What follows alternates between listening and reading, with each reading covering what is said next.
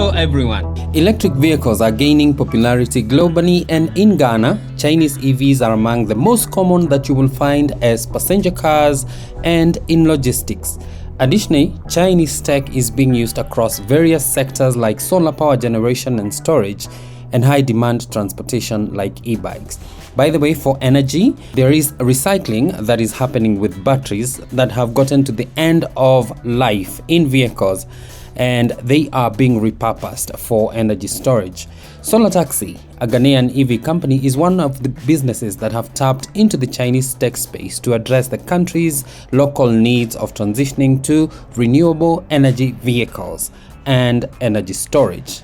My name is Jenga Hakina, and join me with my guest Emmanuel Adjepong, the Chief Operating Officer at a Solar Taxi in Ghana. Chinese tech is at the center of what you are doing, and probably you can start off by telling us a little bit about this tech and why you settled for it. It's easy and it's affordable for you to get it. We're going through these projects.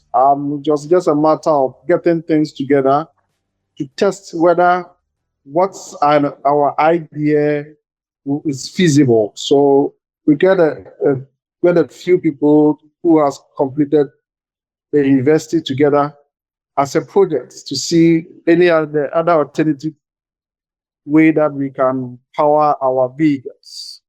So going forward, we are looking at how we'll be able to do it. And then we decided to see if it's possible we can use the electric aspect of it to power the vehicles.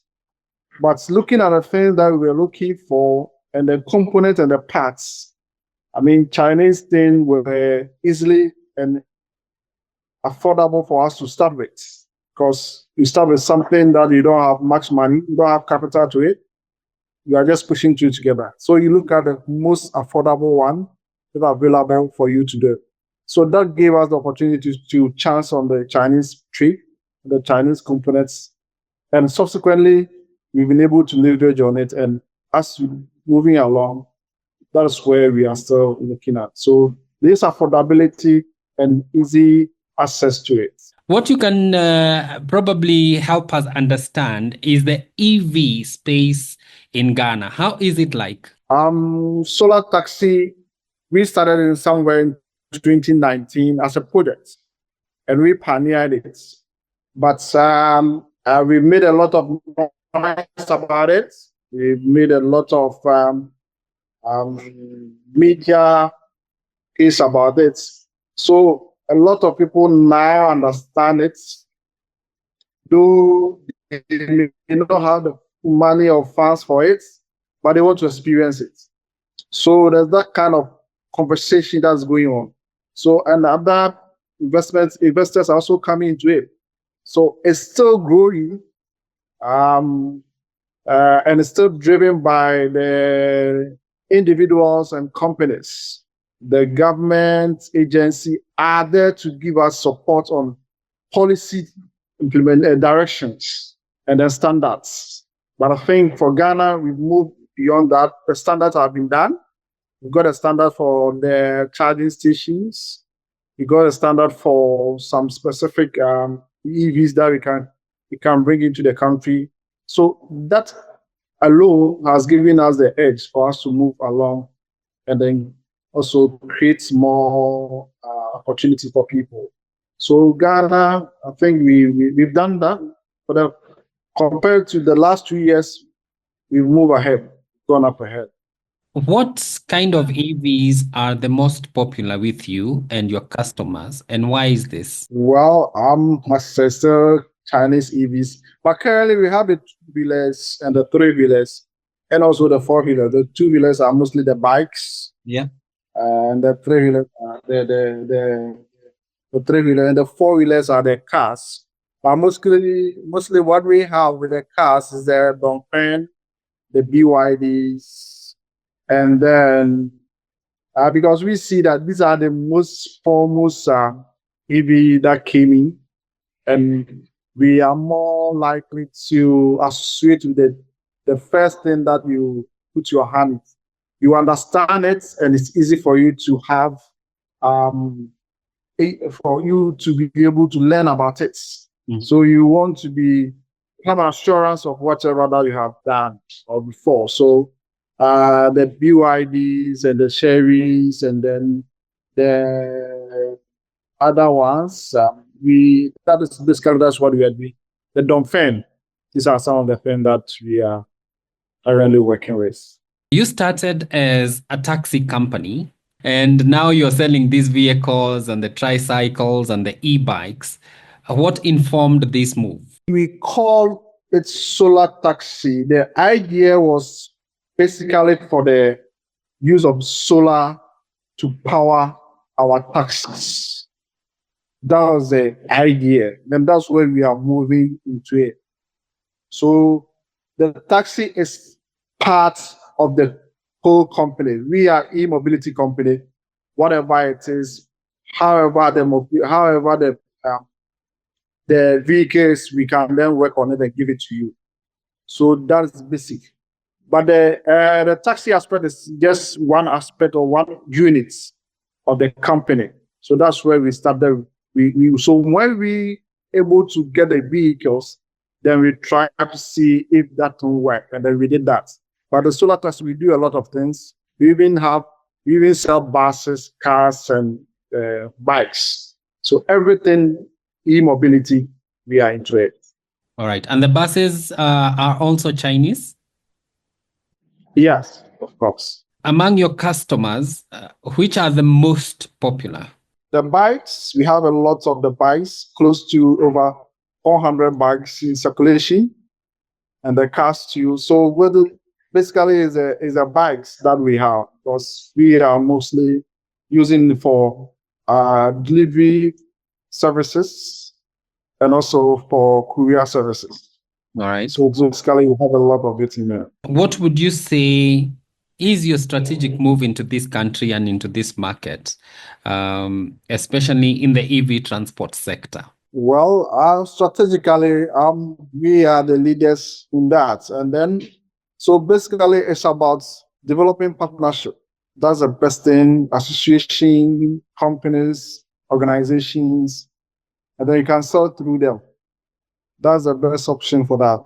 Aside from individuals who want to come in and do 1, 2, 3, we are mostly looking at partnership and then also working with other agencies who it's easy for us to speak to them. If they understand it, it's easy for you to roll it out. In your taxi business, how many Chinese EVs do you have currently? During our test case, we were able to have affordable Chinese gas and also accessible Chinese gas. So these are the key things that drive us to move into the Chinese gas. And when we got them, we because it's a new venture, we're able to understand the architecture and how it works. So we are more comfortable with them. And then that's why give us the edge to get more of that details. Currently, we have about 10 of them on the ride-hailing app. That's we are giving out drivers for them to use it to work. And then they make continuous payment until they finish paying and they take their car. You're also helping them shift from using ICE engine, vehicles to fully electric. So you get this taxi, you pay for it using whatever premiums, maybe whatever you are using for fuel. And then at the end of it, it is yours to own. Yeah. Globally, charging infrastructure remains a challenge. How is this in Ghana? Years back, these were some of the setbacks that we encountered. But for us at Solar Taxi, every client has at least a 22 kilowatts charger. So we sell it in addition to the car. So most of our clients, we're not having challenges with the charging infrastructure. However, those people who are in commercial activity may have that challenge. But as we are growing and there are standards available, you have the individuals have come in, the investors have come in. In Ghana, we can boast of about 5 fast charging stations in Accra. So it's commendable, and it's rather going to boost the people appetite for the EVs because the benefits are still quite better, or quite more than the fuel vehicles. So the charging station, as you speak now, it's not as an issue as it used to be because currently individuals have come in, companies have come in, and they have now mounted. We have currently have about 160 kilowatts of charging infrastructure in Ghana. So within some few minutes, you are there to be charging. Apart from charging infrastructure, what are the major challenges to EV adoption or people saying, I want an EV instead of a nice vehicle, considering needs like electricity and affordability? I saw a conversation. The vehicles are a bit expensive than the normal ICE vehicles. And in Africa, like Ghana, we are mostly into second-hand vehicles, home use vehicles. So when you say the price, they would like to compare the price of a home use vehicle to a brand new vehicle. And most of our cars are all brand new. So they end up saying it's expensive. But if you look at the mathematics, it's not much. The cost of a brand new ICE vehicle and a fuel vehicle, the difference are not so much unless that conversation goes on. So we are able to have that discussion. However, it's still a problem. It's still a conversation. People do not still understand it. So communication has been the key, where people do not even understand what we are talking about. And the charging infrastructure, those people don't have the means to buy, will make it a charging infrastructure as a problem. So the key here, the challenges here are one, the myth about the whole thing, the lack of knowledge about cost of financing the cars is a problem for us and for the individual to also come in. But going forward, I think if people are able to understand that these challenges can be worked on, and the finances can also be able to, we can also get a finance for the funding for all these things. I mean, it's something that we can surmount it. It's a challenge that in the next 1-2 years, it could be an opportunity for all of us to move through. All right. And African countries are largely second-hand vehicle markets. In Kenya, we have an 8-year limit. Is there a limit in Ghana? In Ghana, it's 10 years. Back to Kenya, there are vibrant local assembly activities, and which is a step toward local manufacturing. Is there similar activity in Ghana? That is what's a solar taxi, that's what we intend to do, or we are doing. In the case of the bikes, we are doing that. We are looking at getting local materials, plastics, and then also steel and other things to get it done. But it's challenging because currently we don't have a full knockdown, a full assembly plant. Most of it are mostly knockdown parts that we bring, that we put it together. We are here to start from scratch, a whole new assembly plant where you can get all the parts together. But I mean, for us, we make a headway if we identify certain local partners who we believe that they can support what we are doing. And these are fantastic guys. We try some with them, they would give us what we are looking for.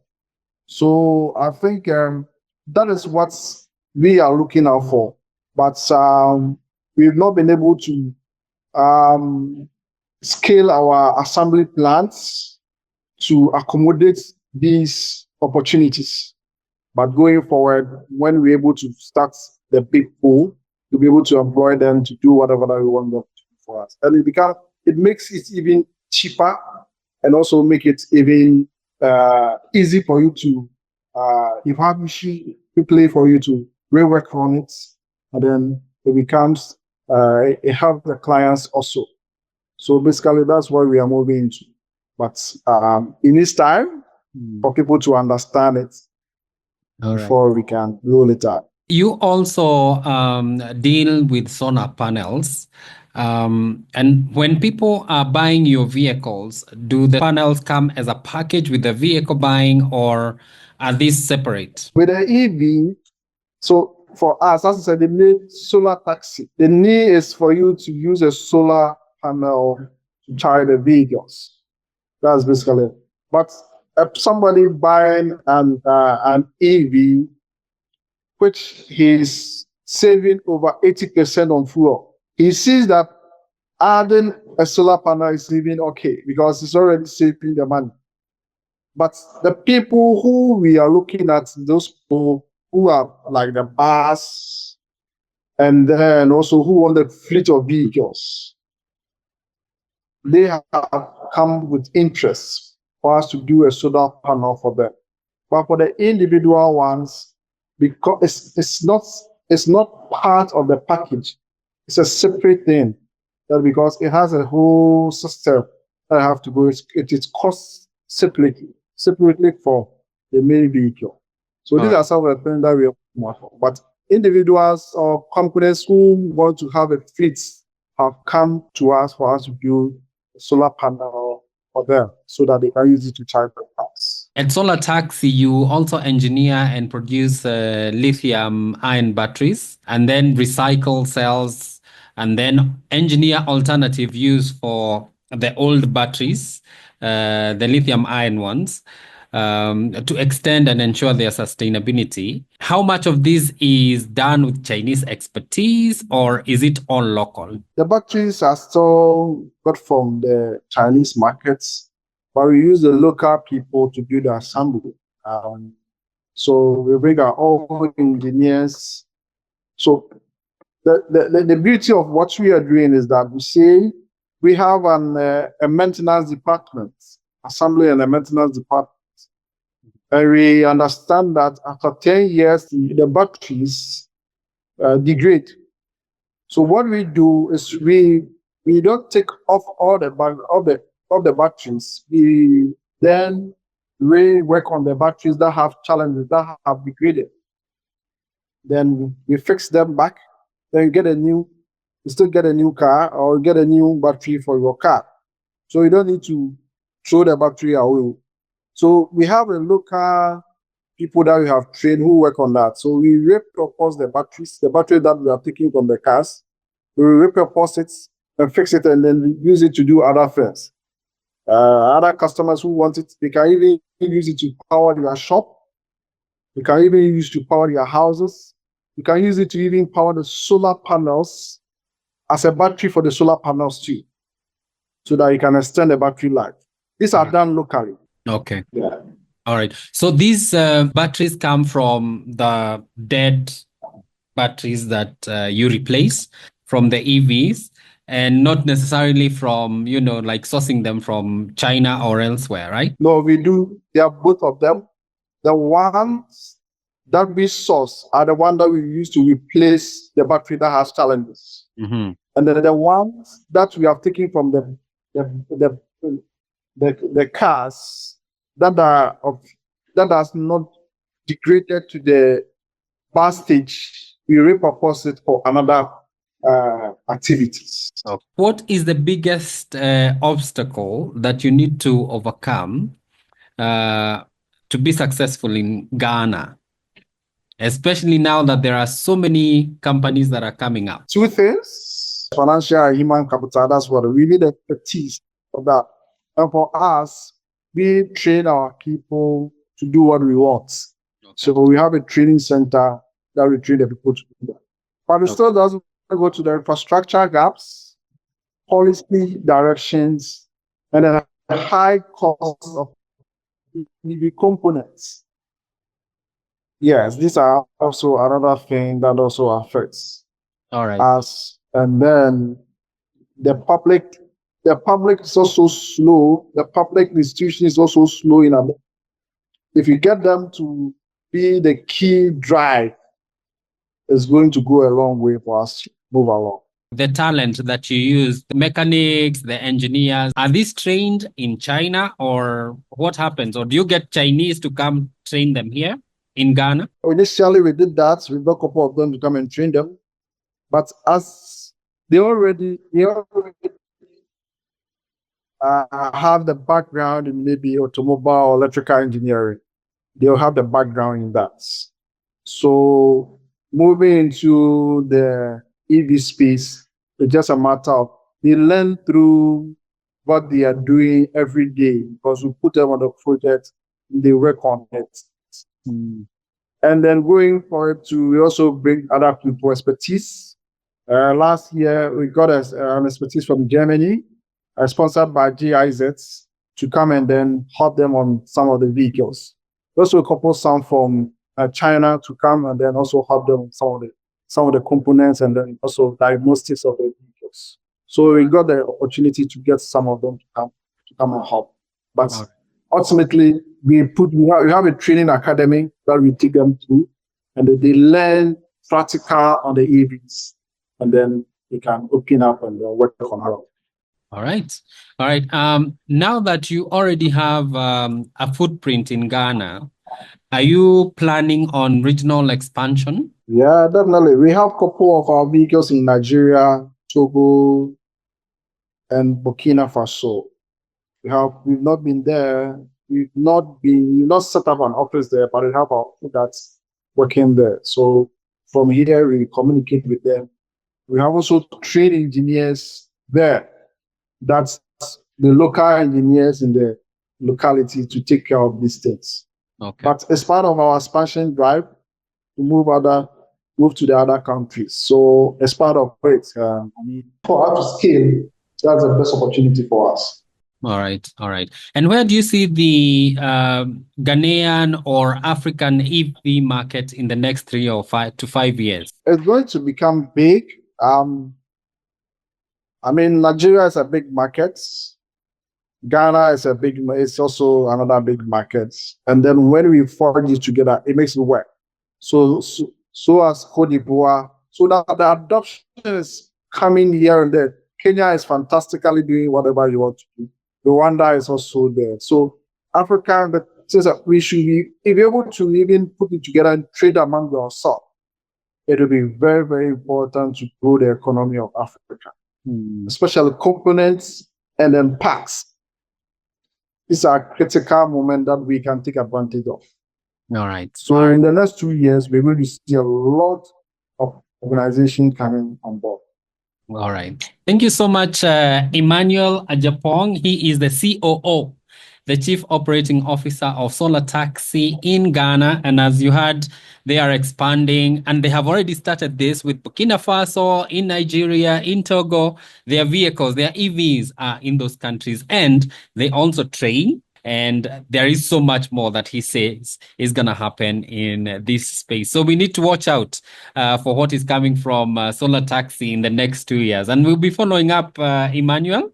Thank you so much for affording us your time and for allowing us to just pick your brain to understand what is happening within that space. And for you, our audience and our fans, remember to share, to like, to subscribe, because these conversations cannot be interesting unless there is your perspective. Also, if there is something that is happening within your country, please do share in the comments and we will be getting in touch with you, and maybe we will be in your country next. Who knows?